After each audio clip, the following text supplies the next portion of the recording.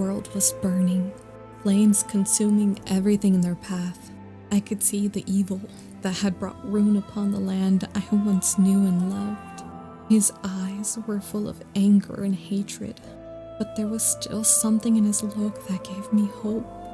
But besides that, everything was gone. Nothing remained. My gaze wandered to the stars above. Was this the last time I would see them? There was nothing left for me to do. We had lost. This was the end. My vision blurred and my eyes grew cloudy as I spoke my last words.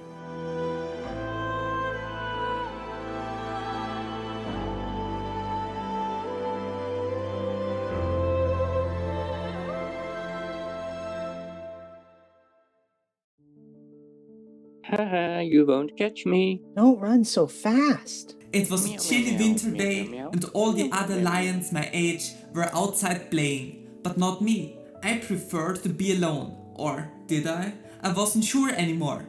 My name is Kurayami Ventus. I'm a lion and a future warrior of the realm of light. I'm 11 years old now and I'm already quite big. The most, I'm just an ordinary young lion. I have a mother who tells me a story every night and 2 friends with whom I love to run around and have adventures with. That's about it. Nothing unusual about me. At least, that's what I tell myself. The truth is, there's plenty that's strange about me. I don't enjoy playing with most of the other lions. My fur has some unusual red strands of hair, although all other lions only have blue manes. And I've never met my father. My mother avoids talking about him, and whenever I ask, she gets this strange look in her eyes. Until now, the day was like always, but that was about to change. The village! We're under attack! The screams of the adults outside tore me from my daydreams. There were often tensions and skirmishes between our land and the Northern Kingdom, the Kingdom of Darkness. I always thought it was foolish. Why did the adults tell us not to fight, only to wage even bigger battles and hurt each other? A deafening explosion nearly knocked me unconscious. After that, everything happened in a blur. The building was on fire. Where the back wall once stood, there was now a gaping hole through which daylight and flames poured in. The next moments are a haze in my memory. I remember strangers bursting into the room and dragging me outside. The stench of burnt fur and smoke filled the air. Towering flames, screams of terror, and the look on Sosma's face, who's my best friend, as an adult led her to safety. These images are seared into my mind, but at that moment I felt nothing. It was as if time itself had stopped. My friend's eyes were wide with fear, or was it anger? I couldn't tell. My mind was blank as I was carried away. I woke up in an unfamiliar room. I was lying in a large, soft bed, staring up at the ceiling. Where am I? I tried to recall how I ended up here, but my mind was blank, like an empty canvas. No matter how hard I tried, I couldn't remember a thing. I attempted to sit up, but pain shot through my body, making it impossible to move. Every limb ached, as if I had been trampled. So I just lay there, my thoughts as empty as my memory. I couldn't tell how much time had passed when there was a knock on the door. 3 adult lions entered the room.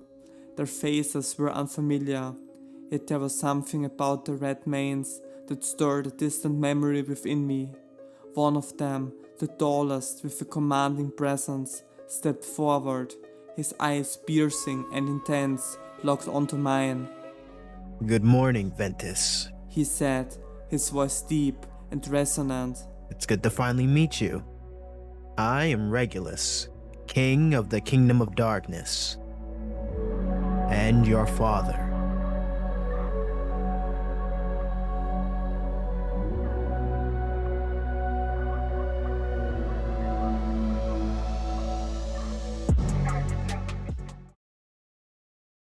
Oh, come on, Ventus, what are you doing?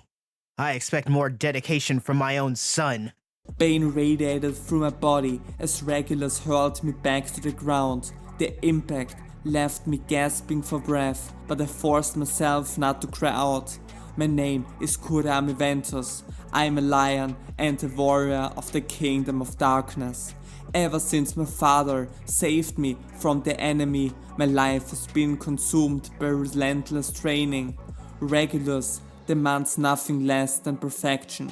Every day is a battle, and every night I collapse under the stars.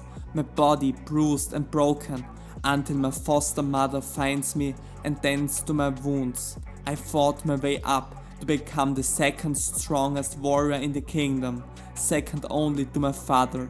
But even now, he remains an insurmountable force. As I lay on the ground, struggling for breath, memories of my past flooded back. I had asked my father countless times about what happened 7 years ago, but his answer was always the same. The realm was evil, and one day I would have my revenge. That was my destiny. And then he would push me even harder, drilling the idea of vengeance into my very core. Get up. If you don't try harder, we'll never get our revenge. I'm sorry, father, I muttered, forcing myself to stand. My legs trembled beneath me, and before I could steady myself, I was back on the ground.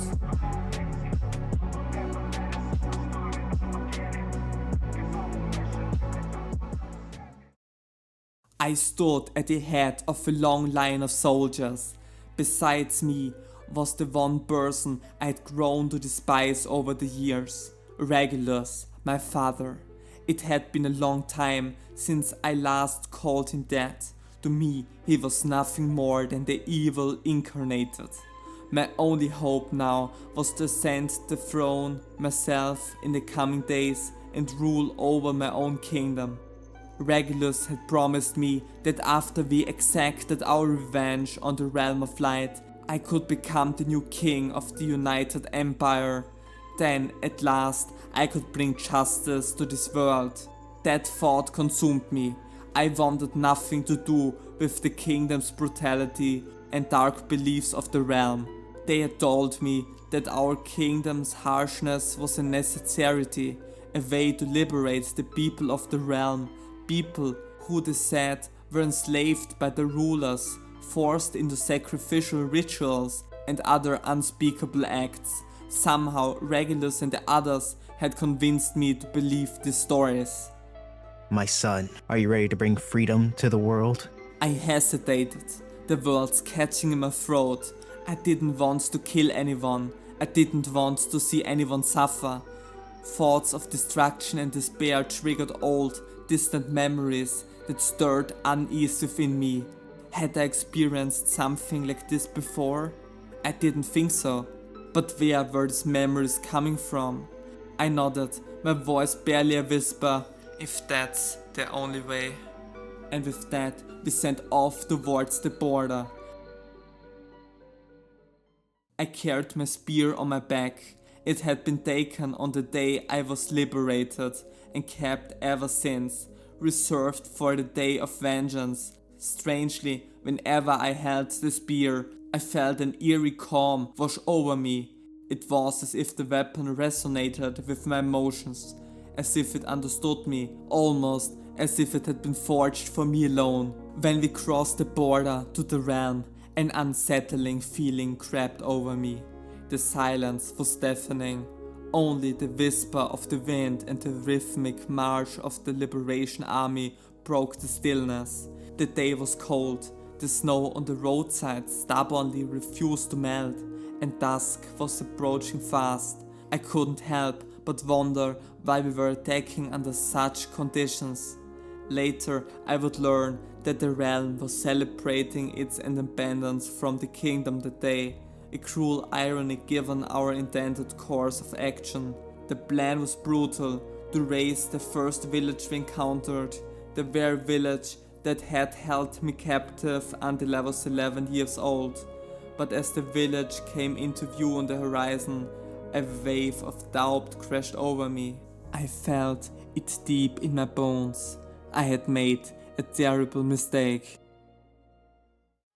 The village was engulfed in flames. I was surrounded by hatred, fear and anger.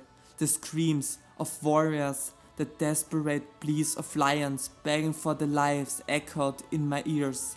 The stench of blood, burnt fur and charred flesh filled the air. This was hell, and I was the evil, responsible for it. I moved mechanically from one opponent to the next, not knowing how many lives I ended that night, and not wanting to know. I pressed on, my mind numb, my heart cold.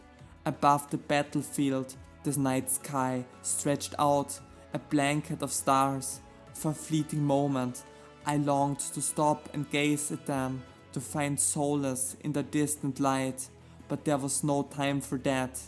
I drove my red glowing spear into another opponent, aiming to end her life, yet something about the look in her eyes made me hesitant. She collapsed to the ground, her gaze fixed thoughtfully on the starry sky above. I'm sorry I couldn't save you, Ventus. She whispered, her voice weak but filled with sorrow that cut through the chaos. In that instant, everything became clear. Memories of my childhood flooded back, overwhelming me. The truth, buried deep within me, surged to the surface, and I fell to my knees. The weight of it all was too much to bear. It was too late to undo the horrors I had unleashed. A name escaped my lips, a fragment of a past I had long forgotten. A past where she had been my friend, my protector, and now she was just another victim, a victim of my blind fury. Zosma! Why?